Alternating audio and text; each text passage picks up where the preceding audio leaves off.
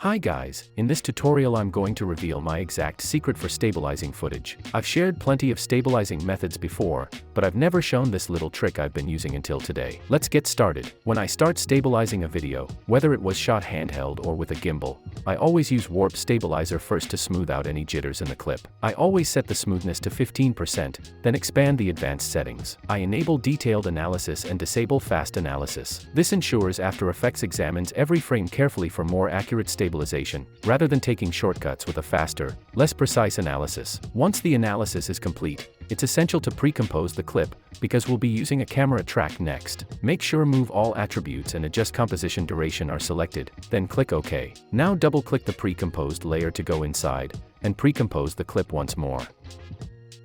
Next hit Track Camera and just wait for it to finish analyzing. Once it's complete, we need to create a new solid and a camera on the part of the car we want to lock onto. In my case it's the wheel, so I'll place the solid and camera right on the wheel. The next step is to make sure the solid is properly aligned and centered on the wheel. To check this, select the Track Solid layer and apply a grid effect. This helps us see the center of the solid clearly, making it easier to align it precisely with the object we're tracking. As you can see, the solid isn't centered yet, so I'll drag it until it's perfectly aligned.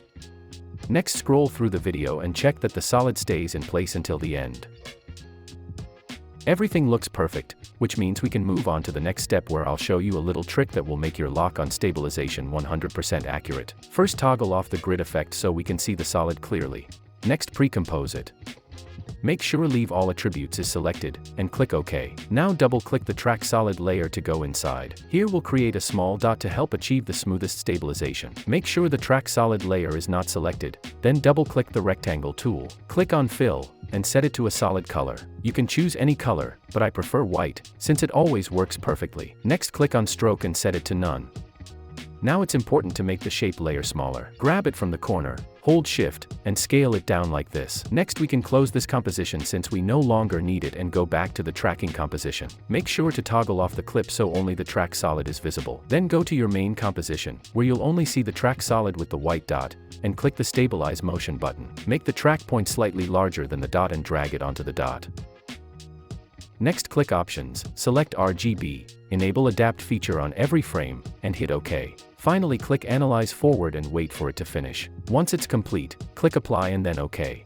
Close the tracking window and go back to the tracking composition. Toggle your clip back on and turn off the Track Solid layer. Then close the tracking composition, and in the main composition, you'll see the fully stabilized, locked on footage. To make sure it's fully centered, enable the proportional grid, which helps identify the exact center of the screen. Then you can freely drag the video until the wheel is perfectly centered. But first let's get rid of those black edges. Press S on the keyboard and scale the video until the black edges are gone.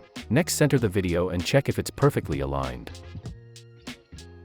There we go, the video is 100% locked on and stabilized, but the black edges are still visible. We have two options to fix this: apply a motion tile effect to the clip, or scale the video up a bit more. Let's try a motion tile effect. Under the motion tile effect, enable mirror edges and set the output height and width to 200. This fixes the edges, but it creates a mirrored effect, which I don't like, so I prefer not to use motion tile and simply scale the video a bit more.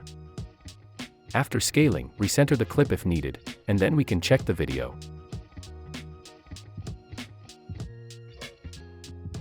Everything looks just fire. This is how I stabilize all my clips whenever I edit. I hope you learned something new from this video and that it helps you a lot. Thanks for watching, and I'll see you in the next tutorial.